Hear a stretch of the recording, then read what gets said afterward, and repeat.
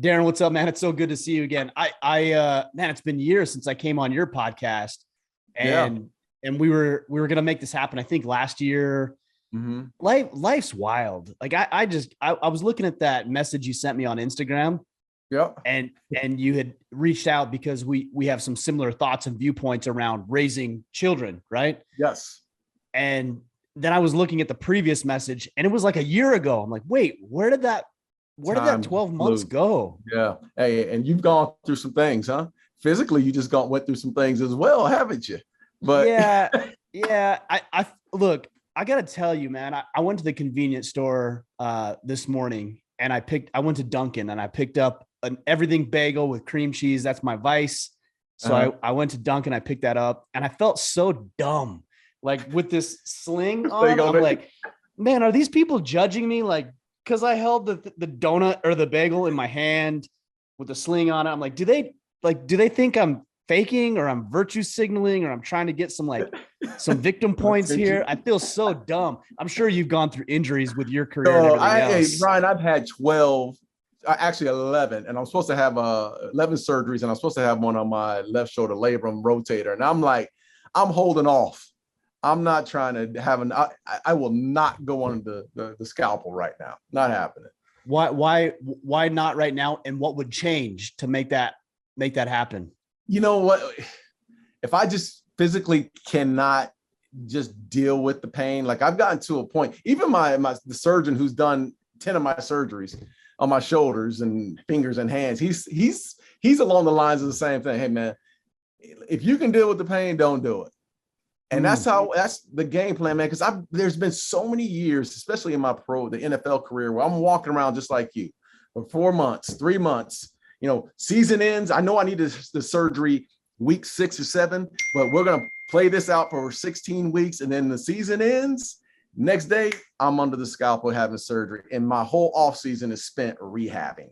And I just, for me, it's the fatigue of being, one arm for a long time. It's the fatigue of, and I got my co-host Tyler Klutz over here who just walked in. Get out of here. What's he doing? Man. It looks like he's making fun of you. Is what it looks like. Ryan, you remember Ty? I do. What's up, man? Good to see you. How you doing, man?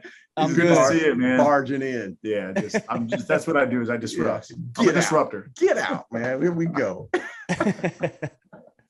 But No. yeah, man. I just don't want to go through that process right now. I think I can handle it. I can deal with the pain. It was interesting. I was in the waiting room prior to going into the operating room, and she said, what's your pain on a scale from 0 to 10 or whatever? And I'm like, it was 0. I don't feel any pain. But it was just mechanically, it was just not firing correctly. And I'm 41 years old. I feel like I'm still fairly young. I'm like, man, I'm going to be active. I'm going to be engaged. Like, just get the damn thing fixed. I'll be out for 3 to 4 months. Yeah. My biggest concern is stopping with jujitsu specifically, and then not going back, even though I love it. That's my biggest concern. Because even though I love it, it's still hard to actually go, even after a week of vacation, let alone being out of the game for 3 to 4 months. So now you got an excuse. Now mentally, you're going to be mentally charged to have an excuse because your shoulder is not, your chest is not feeling well. Yeah, I get it, man. And that's the hardest thing, man, is getting back on schedule. Once you're off, brother, getting back on is tough. And that applies to life, on every damn thing we do. Yeah, it's true. It's really true. You were mentioning before we hit record, and I stopped you. I feel bad for interrupting, because you were sharing some things about your life and how you got involved with sports, and obviously the NFL, and then ESPN. You were talking about being a workaholic. I am as well. And then you have kids, so managing a family. I interrupted you because I wanted to make sure the guys heard this about your story of you said coming from the projects, growing up in a broken home. I'm not going to put words in your mouth. Maybe you have a different word for it. Yeah, I would love to hear that story. Yeah. So, started off, as a young kid, I grew up in Henson Projects, and then moved over to the west side of that. Grew up in Phoenix, Arizona, moved to the west side, which is those that live in that area called the Maryville area. Ended up going to junior high and high school there. And was raised in a single family household. My mother, who is absolutely my freaking hero from top to bottom, raised 4 kids, worked 2 jobs. One job, Ryan, at Maricopa County as a clerk, worked 38 years for Maricopa County. Dang. Second job, she worked 32 years. Whoa. She was just, moving all the time. She used to always say, my mom was of the church, man, serious, strong, faithful Christian woman. The black mama that's in the church, that was my mom. Catch the Holy Ghost every other Sunday, not every Sunday, but every 3rd Sunday of the month. She's going to catch the Holy Ghost somewhere in there. But anyway, my mom, man, was that one that just was relentless. And she used to always say, hey, man, the devil don't like it when you get up and put them feet on the ground. Devil don't like it when you put them feet on the ground. You got to keep moving. So, I was always the kid that at 13 years old, I'm laying carpet with my uncles. I end up going to high school, going to college. I'm being the youngest. Everybody else is out of high school. My brothers have gone on to the military or whatnot. I'm the guy that I go to Arizona State, play football, get done there for that 3.5, 4 years. And then I go to the NFL and every day I'm grinding it out. I don't know any different. I'm getting there early in the morning. I'm watching guys like Troy Aikman and Daryl Johnson and Michael Irvin. I'm getting up doing all those things. 13 years in the NFL, man. The day I retired from the NFL, the next day I was at ESPN, the very next day. Wow. So I hadn't had any lapses, man. It's just one after the other, one transition after the next. 13 years at ESPN. And while I was at ESPN, I started working, I became a partner in a real estate firm and had to, cut my teeth there, got my ass kicked all the time trying to understand the real estate game. Didn't understand a damn thing about it, but was relentless in trying to figure it out. And now I'm on to, our company, real estate company just got acquired. I have a software company. I'm doing affordable housing. I am a junkie, man. I can't help myself but get involved. And I always hear people, you need balance. You need this. Fuck balance, man. Like, I want to go. There's so much more of this life that I just want. And so many people that, they always say, and Ryan, you're exactly the same person. I watch you, I follow you all the time. The joy doesn't come from what you're doing. The joy comes from what you're giving. Like when you see other people that are happy by what you've put in or what you poured in, you see the results of maybe lifting them out of poverty or giving them an experience, man, that is the complete joy. And I just feel like I got so much more to give, man. So much more to give. And I'll say, I think a lot of that, and I know I'm rambling on, man, but I'm just in this zone in my life right now, man, where, God is just showing me the way, man. It's like the light bulbs are flashing right now. And I got a little 6-year-old son. I started all over again. So I got a 27-year-old boy, 24-year-old daughter, 21-year-old boy. And now I got a 6-year-old. Dang. Yeah, man. And the 6-year-old is the one, man. He's the one because I'm looking at him going, damn, I'm 53 years old right now. He's 6. I'm doing the math in my head the other day. You're 53 years old? I'm 53, man. So, you look good. You look good. My shoulder don't feel good. But anyway, but I was sitting there with him just the other day and we get out of the pool. I was swimming with him. We get out of the pool, jump in the shower. And this is where life really, the perspective really comes into play, is that I'm sitting there and I look at this dude, man. Look, his name is Judea. I'm looking at Judea and I'm like, he's 6. I'm 53. I'm doing the math in my head. And I'm like, dude, if realistically I look at this, I don't have that much time with him. Like, I really don't. If you really, people don't want to go down that road, but I have to take myself there because I want to max it out, man. I want to max it out. And that's a different perspective that I've never really had, but I just feel like there's so much that life has in store for me that I just got to give it. I got to go. So there ain't no balance. I agree with that. I think people are trying to find this like perfect homeostasis, area where it's equal distribution towards work and family and this and that. And with your 6-year-old boy right now, you're probably pouring more into that than you would 7-8 years ago because you were in a different spot 8 years ago, right? Yeah. I was a totally different spot 8 years ago. I'm curious about your transition from the NFL to ESPN. You said the day you retired from the NFL, you transferred over to ESPN.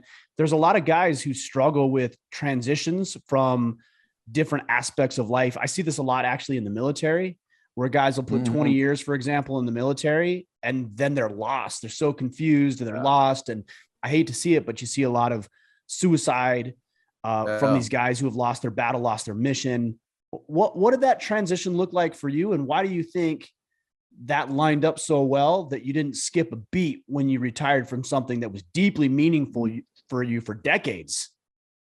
Yeah. Well, look, I'll say this, man. It was the hardest transition for me, was going from playing football, being in the locker room, having that Sunday or Monday challenge every week that got you all fired up and ramped up. Like, those things were gone. Right?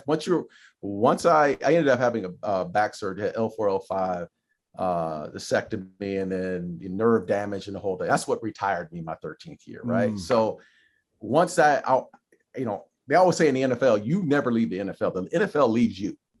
They're going to either walk your ass out the door, or something's going to happen to you. A major injury, then you're just can't imagine that throughout the game, right? It's just the reality of it. You know, at some point it's going to happen. But I wasn't prepared for that, because the injury happened. It was a surprise injury, and I wasn't, I figured I'd play another 3 more years in the NFL at least. But my time was up, man. And when I walked out the door, ESPN was already trying to, recruit me in my playing years, my last couple of years of playing. Why was that? What was that? Why was that? Why were they? Because look, there's hundreds, if not thousands of players. Why were they recruiting you? It's crazy, because I did an interview with Stuart Scott, my 11th year in the league. And it was a little talk back, just like this. We're doing a talk back. He's in Bristol, Connecticut. I'm here in Dallas right after practice. And I'm doing this interview with him. And he's right before we get off, he says, "Hey, stay on the line. I want to talk. This is live now. Stay on the line. I want to talk to you." All right, cool, fine. So we get done with the interview. He goes, "Hey, man, anytime when you're done, you're going to do TV." And I was like, "Yeah, okay. Yeah, right." Had no thought process of doing TV. Bill Parcells was my coach at the time. Bill Parcells said, "Hey, you need to do TV when you're done." And I was like, "Yeah, but I've never been, I didn't go to school for TV. I had no background in it." And I was like, "Yeah, whatever happened." But they recruited me hard the last couple of years of my career. So I figured, and Bill Parcells held my hand through the process, knew I was retiring, made the introduction to ESPN, and bam, there I went. I was gone. Basically, he sent me on my way. Like, this is what you're going to do now. Is that common for a head coach to do something like that? That doesn't seem common. No, he's different. He's a different breed, man. He's by far the most knowledgeable head coach or football man that I've ever been around. And not only in football, but in life in general. He gets it. He absolutely gets, and he pours into you. It's not just football, man. It's life. Being a better man, being a better football player, being a better father. That's Parcells, man. He doesn't get enough credit for spending time. He's always a hard ass. He's like Belichick in a lot of ways, which Belichick learned from Parcells, but Parcells he gets it. So, I always thought, okay, this will be an easy transition. So I get over to ESPN and I suck, dude. I mean, when your mom tells you, when my mom and my brother called me the second day I'm on air, man. First day went okay. They did ask me a couple questions. I went ahead and answered the questions. Second day on air, Trey Wingo was asking me, for long-winded questions. And I don't know what camera to look at. My eyes are all over the place. My mom tells me, I promise you, Ryan, if I'm dying, I'm lying. If I'm lying, I'm dying. So my mom tells me after one of the shows, she says, "Baby, you sound like you got marbles in your mouth." And I was like, damn it, dude, it was hard, man. I mean, the hardest transition I've ever made was going from the football field to the TV. And the only way I survived is because a guy named Mark Schlereth took me up under his wing. Trey Wingo took me up under his wing. Man, there were so many other guys that within that within ESPN who just said, hey, man, you got to work. Same work you put in football. You got to spend that time in front of the camera, spend that time in front of the mirror, practice, watch yourself. And, I ended up hiring a coach here in Dallas. And that's the only thing that really saved me, man, because I'm telling you, for our first 2-3 years, man, I was embarrassed sometimes to get on TV. I had like anxiety to get on TV because I was so bad. But I just had to work through it, man. And a lot of it is just humility. It's getting your ass kicked, getting back up, doing the things you don't really want to do as far as watching yourself and getting back. You got to do the little things, man. And I finally started to feel a little comfortable as time went on. But one of the toughest transitions, hands down, of my life. I'm trying to get to the root of why that is, because I'm seeing a common theme here. You have Bill Parcells, you have ESPN, you have personalities at ESPN, you've got guys taking you under their wing. When I think a lot of these people and individuals would write others off, but for some reason they saw something in you. Do you know what that was? Do you know why they would give you a shot, or what they saw in you, even if it was just potential? I think resilient. I think that's the one thing that I will always say, that, look, I've gotten I always tell people, you haven't really gotten into a fight till you got your ass kicked. You get your ass kicked.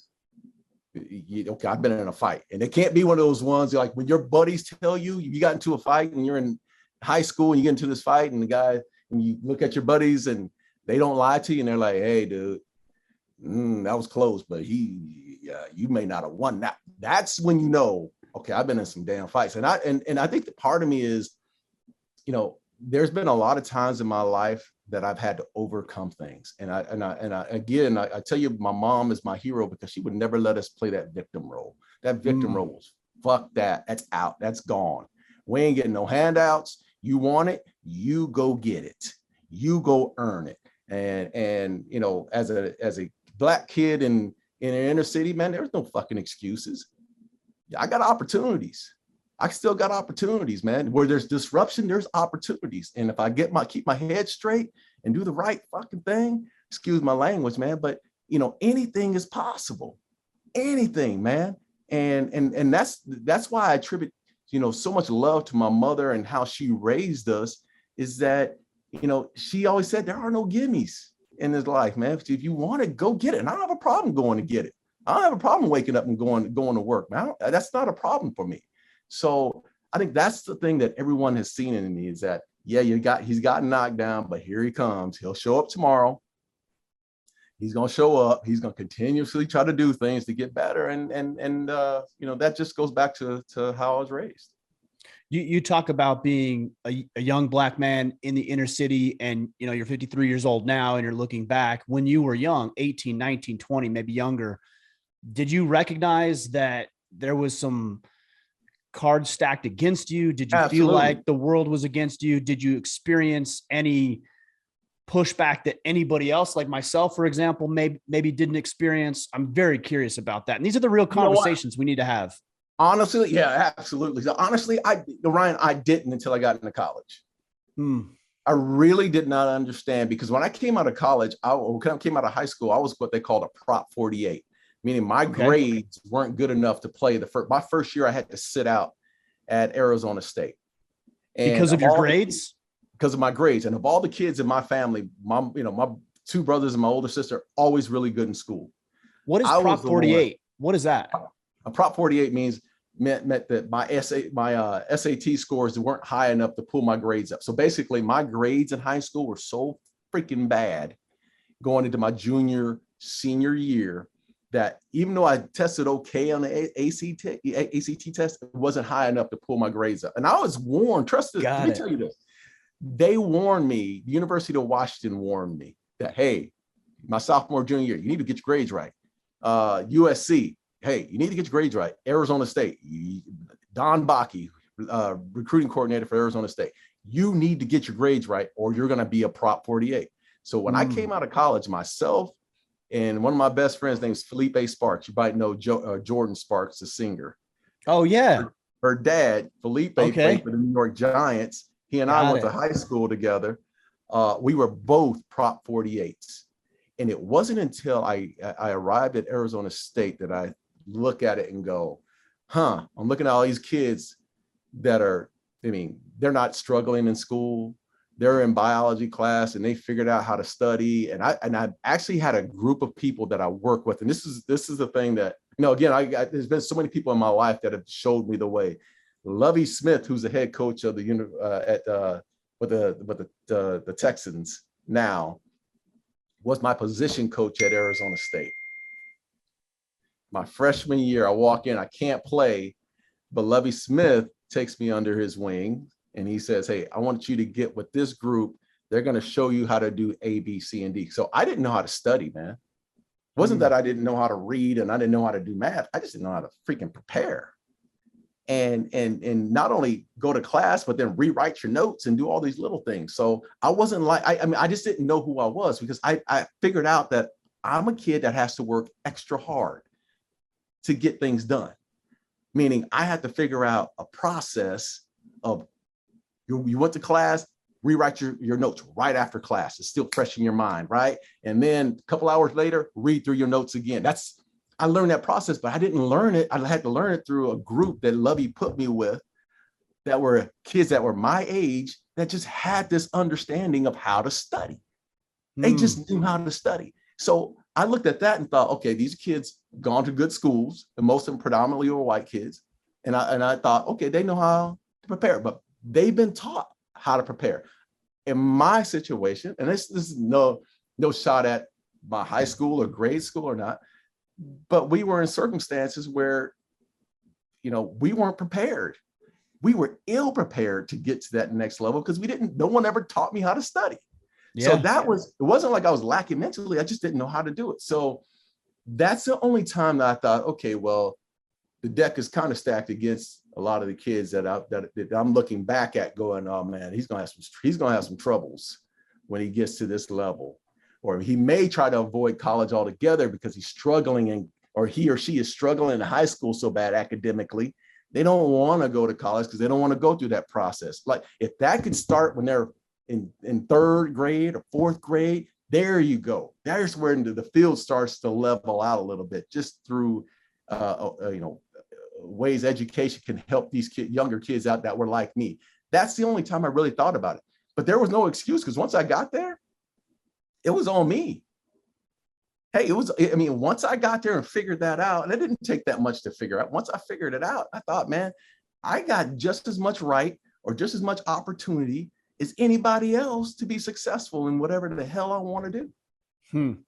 Was there any, when you went to college, was there any hubris, just arrogance and pride of like, hey, I'm a football player, I'm talented, I'm athletic, I know what I'm doing, and here you come and you got to tell me I got to worry about these things, yet I just want to go perform on the field? And if there was, did that hinder you at all? No, I tell you what it did though, man. There was a lot of humility in the fact that for the first time in my life since I was 7 years old, I had never missed a football seven. So, Pop Warner, all the way up to high school, never missed a football game. And it was my academics that stopped me from playing. So you knew that? Oh, absolutely. My academics, almost, because academically, I didn't give it all I had and have a better foundation, almost cost me my entire football career. And there was a shitload of humility in the fact of, I got to figure this out. Like I'm just saying, same way, I talked about going to ESPN, I had to figure it out, because the ultimate goal for me, I wanted to get my education, and my mom was pushing me and my family was pushing me to get my education. But for me, the light at the end of the tunnel was I needed to get back on that damn football field. Right. Like, of course. That's where it was, man. That's what I wanted to taste. I wanted to play in front of 75,000 screaming fans. I didn't like just being a student that first year and walking around, man. I didn't feel right. And part of me, man, is, I hear a lot of different people and how they talk about identity and who you are. Dude, when I was that age, I needed that identity. I needed to be that dog walking down the tunnel. I needed that fight, man. If I didn't have that fight, then I would be on the street, or I'd be doing something that I shouldn't be doing, right? So I needed to figure out a way to get back on the field, keep me busy, and allow me to compete at the highest level. Whether I win or lose, I needed to compete at the highest level. And so it drove me to get my grades right. I like you were talking about identity, and that's a term that I think can go either way, positive or negative, but you're talking about deliberately choosing a healthy identity, which is I'm athletic, I'm capable, I'm going to work hard. And that drove you towards making good decisions. There's a lot of identities out there that operate in the victimhood culture. Mm-hmm. We get wrapped up in that. I don't think identity in and of itself is wrong, or even team, or even to a degree, tribalism to a degree. Right. It can be taken to the extreme, but so many people talk about it in the negative light. You're talking about it in the positive light. Yeah, man. I mean, I just felt like I just knew who I was at that time.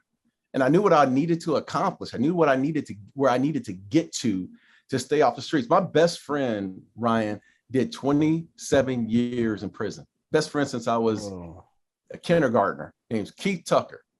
Did 27 years. Like, if I didn't have football, if I didn't have the people that were surrounding me, I mean, it's that close. I could have been gone down that path, man. I could have easily, but football, my family and football saved my life, man. That's what.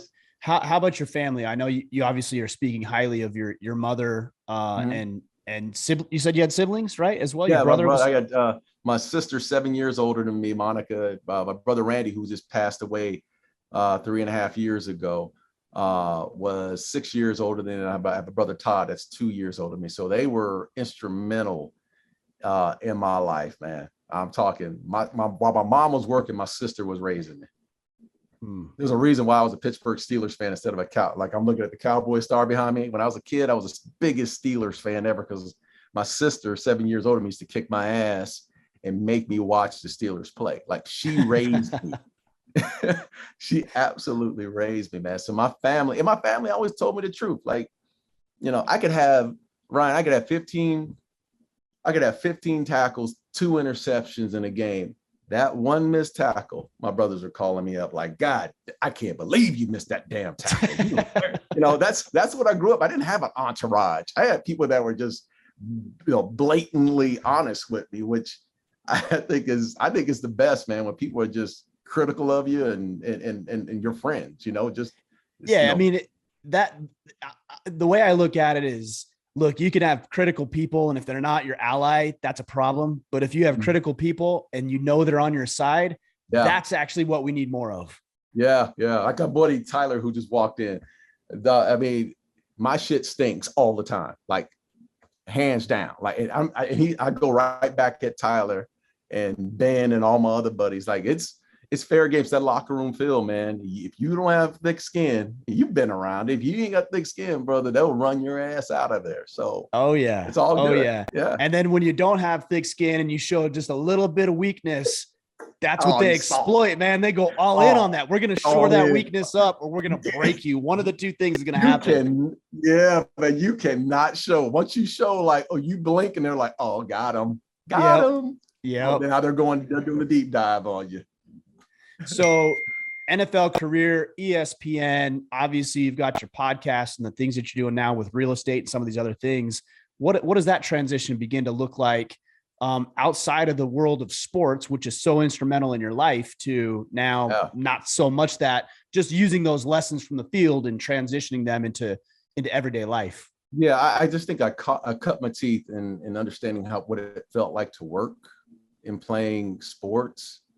Whether it be in the NFL or, basketball, pick up basketball, whatever. I just, I know what it feels like to have, first of all, I know what it feels like to get your ass kicked and have to wake up on Monday morning. It's the worst thing in the world, right? But you got to keep moving. You got to take that next step. And it's the same thing in business. There's so many times when I got into the real estate world that I was losing. We were losing RFPs. We were, going up against people I know I could win the business against, and we lost it. But, the one thing about it is, man, you just got to take ownership in, hey, maybe I'm not good enough. Maybe they're not seeing a side of me that allows them to build trust. So what do I need to do? How do I need to educate myself? How do I need to build a team around me that can lift me up, man? And that's what I've done, man. I've taken my losses and all the negatives that have gone on, and even the wins that have taken place in my NFL career, and I just applied them to the business world, man. And just understand that you ain't gonna win them all, man. Yeah. You're not. But there's some opportunities, man, where when you do win them, you got to ring the bell, brother. You got to we got to ring the bell and enjoy those wins. And you got to build a great team. And I think that's a great thing about playing in the NFL. It's taught me how to be a leader, and it's taught me how to build a team. Cause I can tell you right now, with my real estate group, I am not the smartest dude in the room, but I got smart people around me, man, that hold my ass to the fire. So, and I'm doing the same to them. Excuse me. Is that primarily what you do now? Is it real estate? And did that transition directly from ESPN? And if not, like what did that transition look like? Were there other jobs? Were there other pursuits that you're like, oh man, this was good. This wasn't it. I hated that. And then you finally landed on real estate, or was it seamless just as much as anything else? We always talk about people. I think everything I've said today has always been someone who's been instrumental in my life, right? That's guided me in the right direction. Well, for me, it was my football agent. His name is George Bass. He was the CFO. He was my agent, but he was a CFO for a retail real estate firm here, commercial real estate firm here in Dallas. Roger Staubach used to come back. 12 used to come back into the locker room and talk to guys like myself and Emmett and everyone else about life after football. And I just listened, man. I had an open ear to saying, okay, well, how does this work? And in this Texas, and specifically in Texas, and more specifically in Dallas, the commercial real estate game is strong. It's really strong. It's a competitive field. And, I got a little taste of it while I was playing and trying to understand what was going on. And once I got there, I said, okay, I'm going to go ahead and I'm retiring. I'm going to ESPN, but I'm also going to get into, because I had time in the offseason to get into real estate and really learn the game and surround myself with good people. So the firm started 9 years before, or 4 years before I joined the firm. Okay. But there were 5 partners who I knew in the area. I knew they had cut their teeth for a number of years, and I trusted them and I got involved, and that was our firm. So we started ESRP. This firm was called ESRP. We just got acquired and merged with a group called Cressa. And we do office. If you're looking for office space, I'm your guy. You're looking for industrial space, I'm your guy. That's what our team does. Very cool, man. Yeah, I love those transition stories. I just know so many guys who are either dissatisfied or even for whatever reason can no longer work in their current profession. I go back to veterans, maybe they're at that retirement age, or they have some sort of medical disqualification, and so they have to leave that profession and go do something else. Yeah. Man, I'm just telling you, I know, and too, these transitions are just hard, brutal. You know what, Ryan? I'm telling you, man, one of the hardest things, and having some of my brothers who served our country, and so many friends that I have.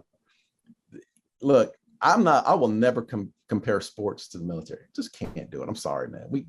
I played a game, like it was a game, but the similarity is, for all those years, I've been told when to show up, what to wear, how long you're going to be in the building, what time to arrive at the stadium.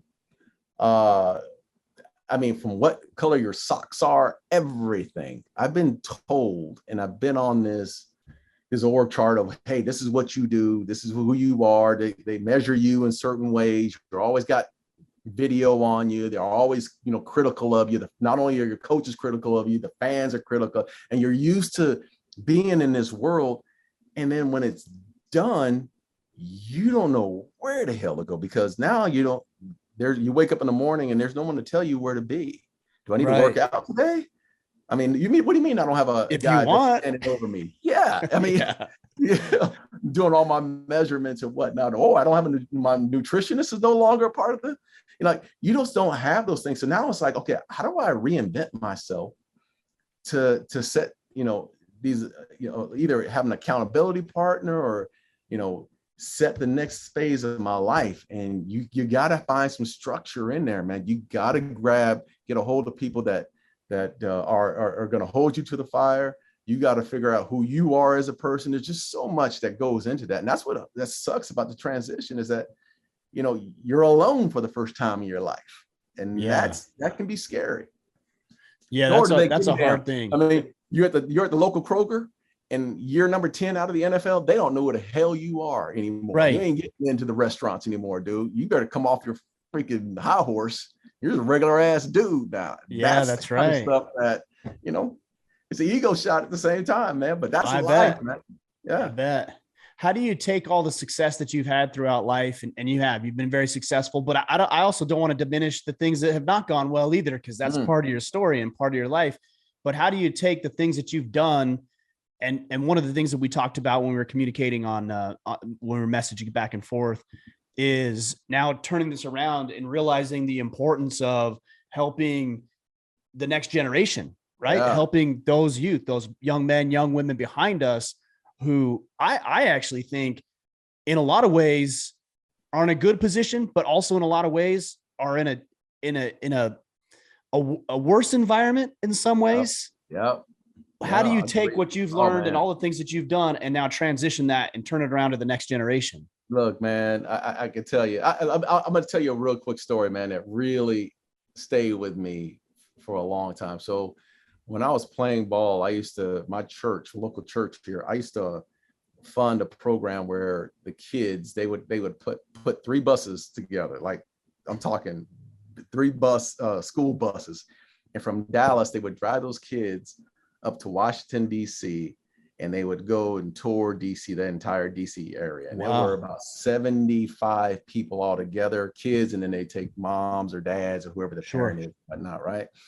And I would fund it every single year for the church. And about 5 years ago, I was in the Kroger right down the street from my house. Tom Thumb, that's right down the street from my house. And I'm sitting in there, man. I'm walking around. This young black kid walks up to me. He says, "Mr. Woodson." And I'm like, "Yeah." And he says, "Hey, I want to thank you."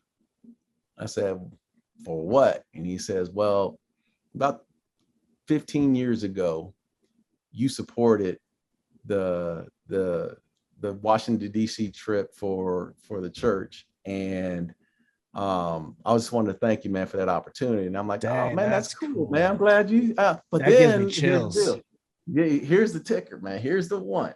So I said, "So what are you doing?" He says, "Well, I went to Georgetown and now I'm an attorney in Maryland." He said, "So I went to school based on the fact that when I took that trip, I told my mom that I was going to go to Georgetown. I went to Georgetown. Now I'm an attorney. I'm a patent attorney." And I'm like, "Dude, see, that's it, man. That's amazing." Dude, now you think, dude, there were tears. Like, I bet. That's the joy, right?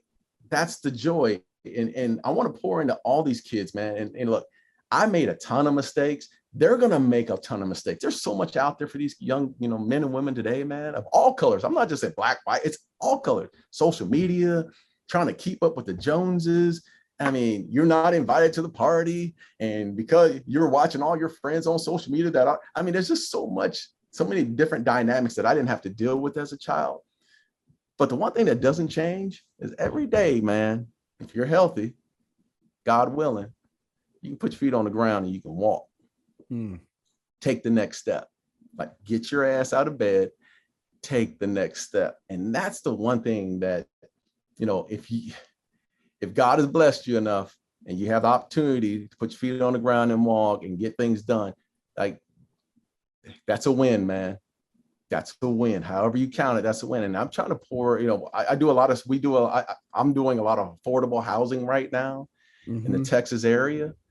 And we do social programming within our multifamily units, where we provide after school programming, financial literacy for the families, so many things within the community that have inspired me to just keep on pushing, man. I just want to keep pushing these kids to education, these kids for an opportunity, have experiences in life, like get out of your bubble, be uncomfortable, and have these experiences, man. And that's the joy to me, man. That's where it's fun, because I like to see that happen and see it unfold for moms and dads and for those kids.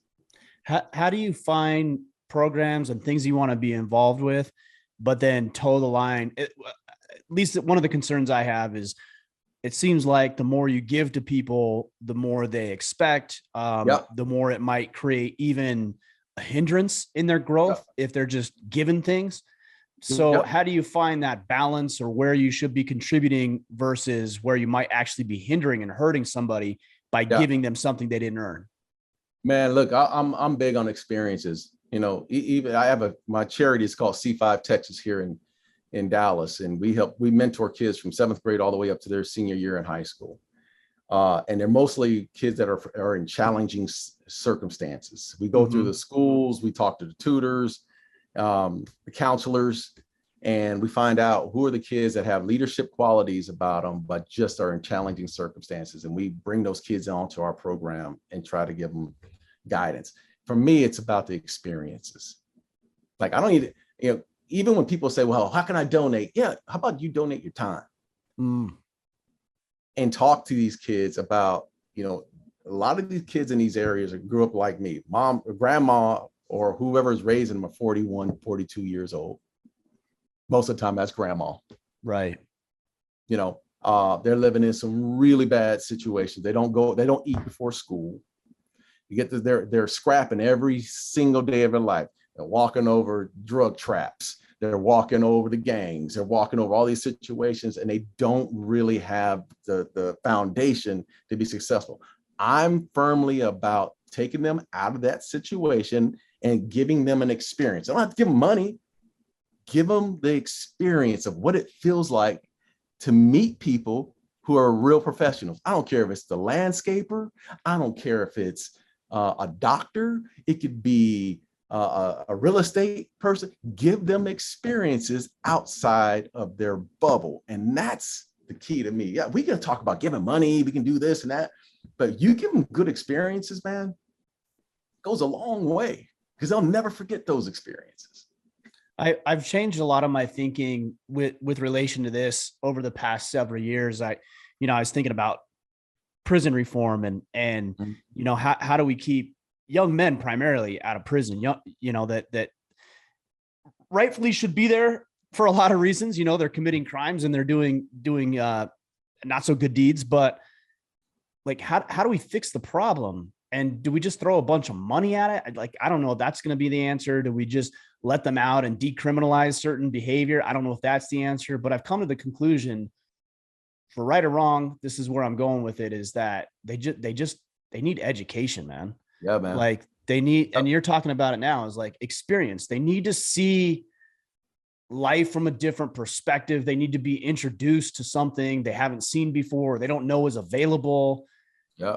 And I used to not be that way. I'm like, just change. Just yeah. Don't do that. Yeah. It's like, well, that's easy for me to say because of the environment I grew up in, but they need a different experience. So I really appreciate you bringing it from that perspective. Yeah, man. And, look, some of the smartest people in this world are criminals, man. They're in Good prison. Point.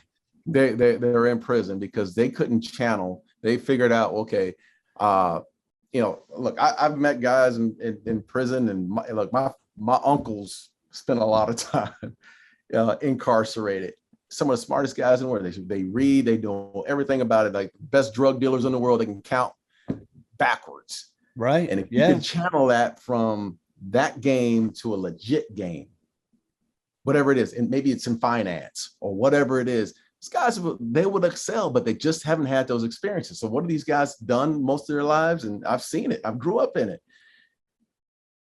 They have zero foundation. Mom and dad aren't involved. There's zero stability. They find the closest thing to them where they can be successful. What is that? That's usually gangs, drugs. That's usually quick money. Quick money will get your ass in trouble at a young age. It just does, because it sends you down a different path.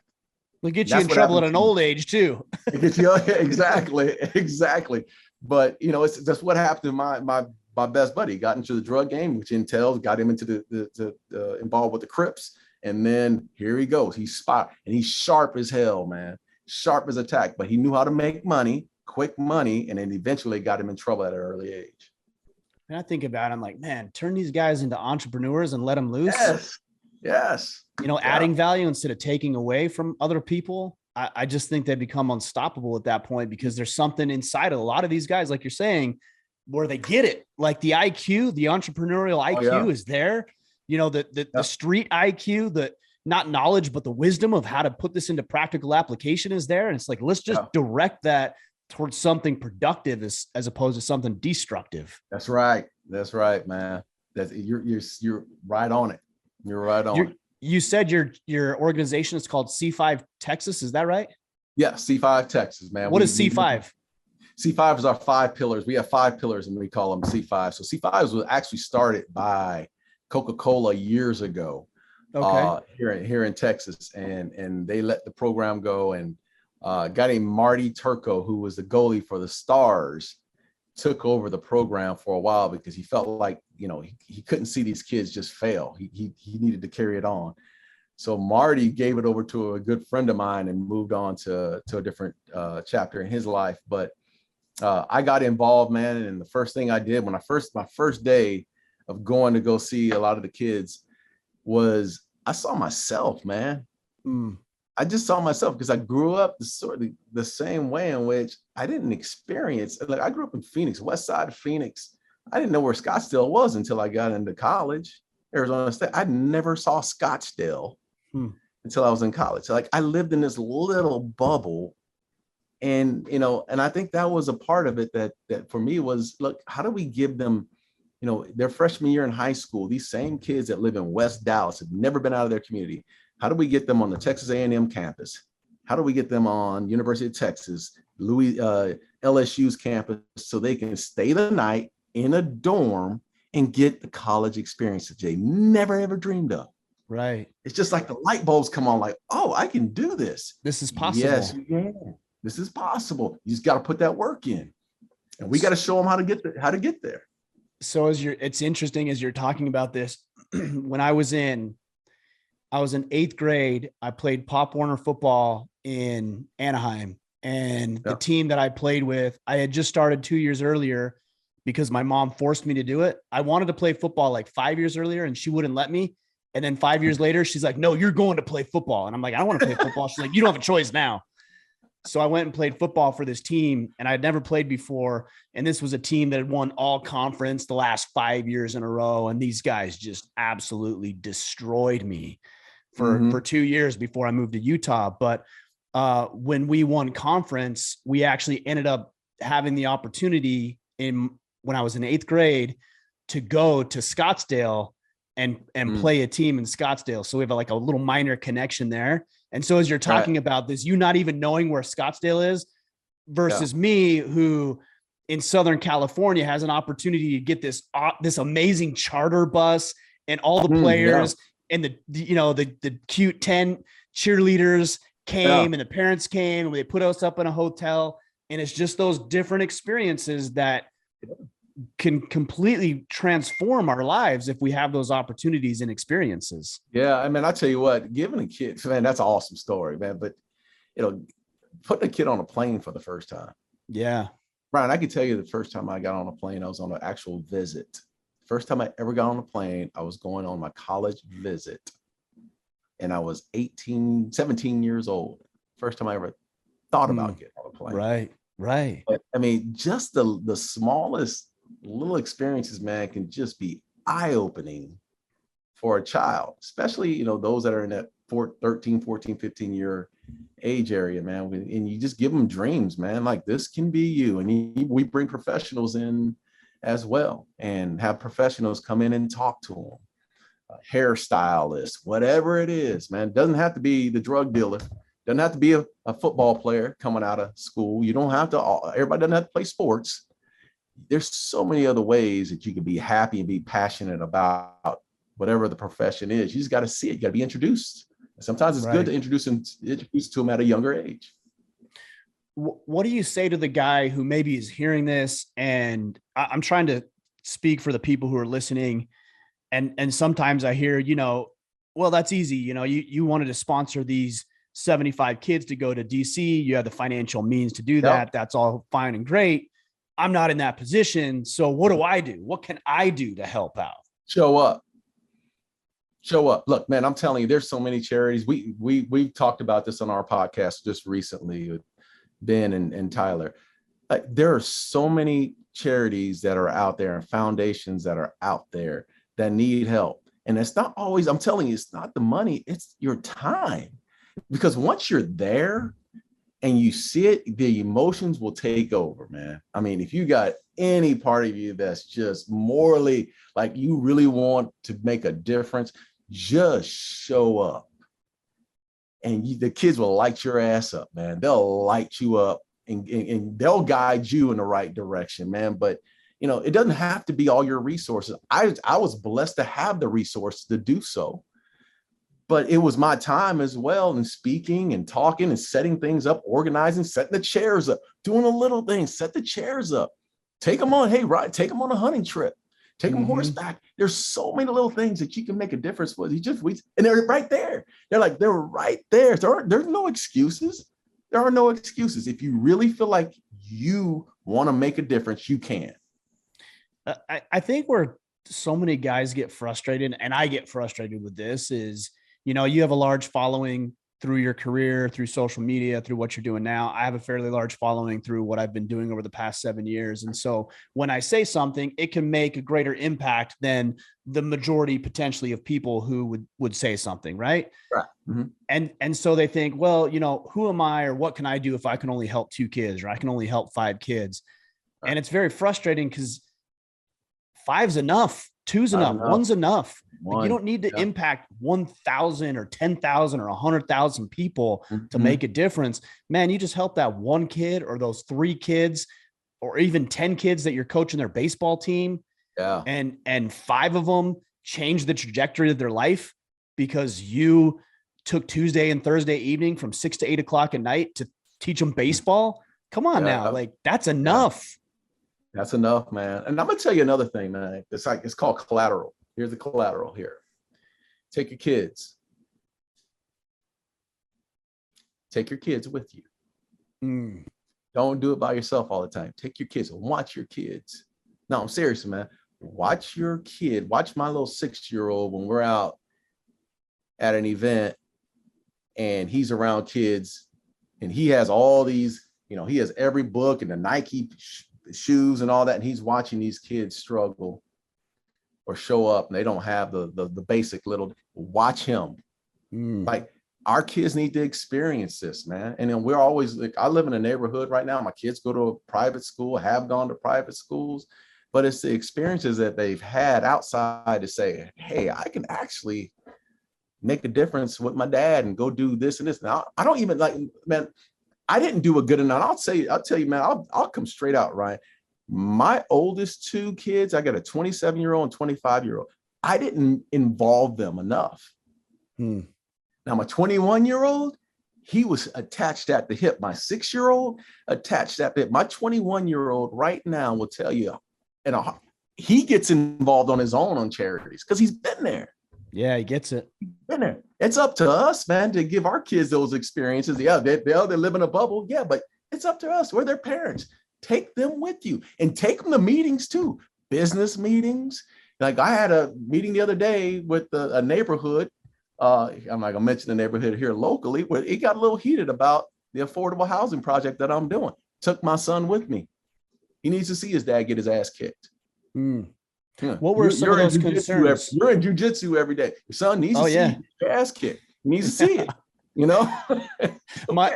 Speaking of that, one of my son's favorite memories is I was training one morning. This is probably like 6 months ago with a good friend of mine, and he took my back in jiu-jitsu and he choked me out, and I didn't tap quick enough and I passed out. My son literally, he was so scared because I passed out and I was shaking. You know, and that's just what happens when you pass out. It's not a very dangerous situation, but I was like, my body was convulsing and he was so scared. He's intimately familiar with seeing his dad get his ass kicked, literally and figuratively. But you took it to another level. Okay, don't go. Yeah, no, I'm not suggesting you should traumatize your children.